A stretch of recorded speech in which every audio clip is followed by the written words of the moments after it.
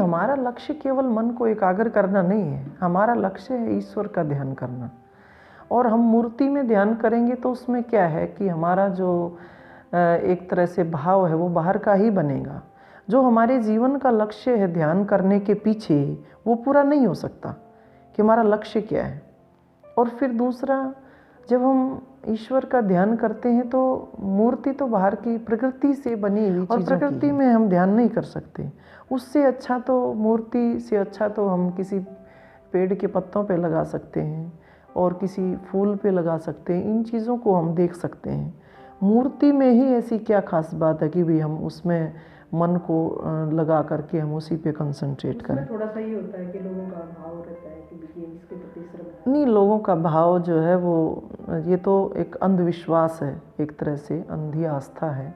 इसके पीछे देखो सबसे बड़ी जो चीज़ है कि हमें ये समझना चाहिए। देखो 3 चीज़ें हैं इस दुनिया में, 3 सत्ता है। पहली प्रकृति है, प्रकृति सत्य है लेकिन वो जड़ है। दूसरा क्या है, जीवात्मा है, वो सत्य भी है, चेतनवान भी है। और तीसरा जो है ईश्वर, ईश्वर क्या सत्य भी है, चित्त भी है और आनंद स्वरूप है।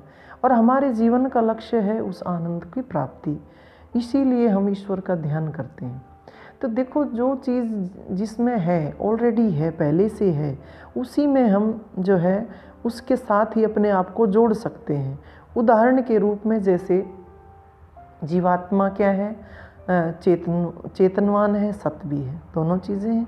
ईश्वर चेतनवान है और आनंद स्वरूप है। अब हम प्रकृति में रह रहे हैं, ठीक है, प्रकृति में रह रहे हैं तो वो हमारा उद्देश्य पूरा नहीं हो रहा, क्योंकि हमारे पीछे हमेशा लक्ष्य यही रहता है कि हमें सुख मिले, आनंद मिले। तो हम कहाँ भागते हैं, हम आनंद की तलाश में रहते हैं। और आनंद किसका गुण है, ईश्वर का गुण है। तो आप एक चीज़ देखिए कि अब एक चीज़ जो बिल्कुल हमारी मिलती है ईश्वर की और हमारी, वो क्या है, चेतना है। कि जीवात्मा के अंदर भी चेतना होती है और परमात्मा के अंदर भी चेतना होती है। जैसे अगर हम प्रकृति का कोई उदाहरण लें, ईंट है, ईंट को ईंट से जोड़ नहीं सकते। क्यों? क्योंकि देखो जो हम ध्यान करते हैं, साधना करते हैं, 2 का योग ही होता है कि हम किसका ध्यान कर रहे हैं, ईश्वर का ध्यान कर रहे हैं। 2 का योग हुआ, जीवात्मा और परमात्मा का। अब 2 का योग करने के लिए हमें क्या करना पड़ेगा, किसी तीसरी चीज़ को लेकर के आना पड़ेगा। और वो तीसरी चीज़ कैसी हो, सोचने की बात है। जैसे 2 ईंट हैं, ईंट के ऊपर ईंट रख देंगे, वो जुड़ेगी नहीं कभी भी। उसको जोड़ने के लिए क्या करेंगे, जैसे मिट्टी है, मिट्टी को भिगो करके, जिसको गारा कहते हैं, उसको हम उसके बीच में रख देंगे तो क्या होता है, दोनों ईंटें आपस में जुड़ जाएंगी।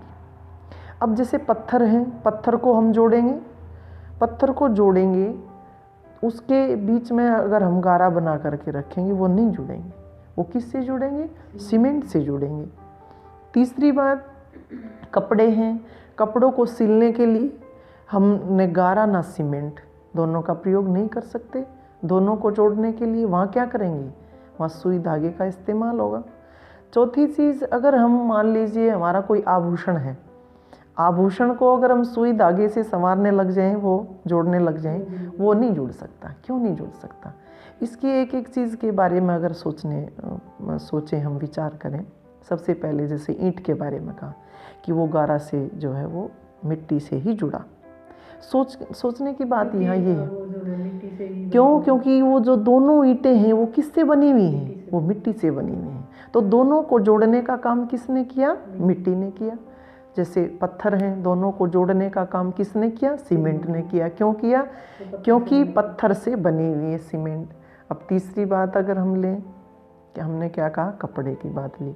कपड़ा सीमेंट से, गारा से नहीं जुड़ सकता, वो किससे जुड़ा, धागे से। क्यों, क्योंकि कपड़ा जो है वो धागे से बना हुआ है। इसी प्रकार से जो आभूषण की बात लें, वो धागे से नहीं सिल सकते, उसको ठीक कर सकते, किससे, वो धातु से ठीक हुआ। यानी हम 2 चीज़ों को जब हम आपस में जोड़ते हैं तो उसी चीज़ से जोड़ सकते हैं जो उसमें पहले से है और जिससे वो बना है। इसी प्रकार से हम आत्मा को परमात्मा से जोड़ सकते हैं। किस चीज़ से, जो चीज़ हमारे अंदर पहले से है। ईश्वर में भी ज्ञान है और जीवात्मा में भी ज्ञान है। तो ज्ञान से ही हम जो है ईश्वर के साथ जुड़ सकते हैं।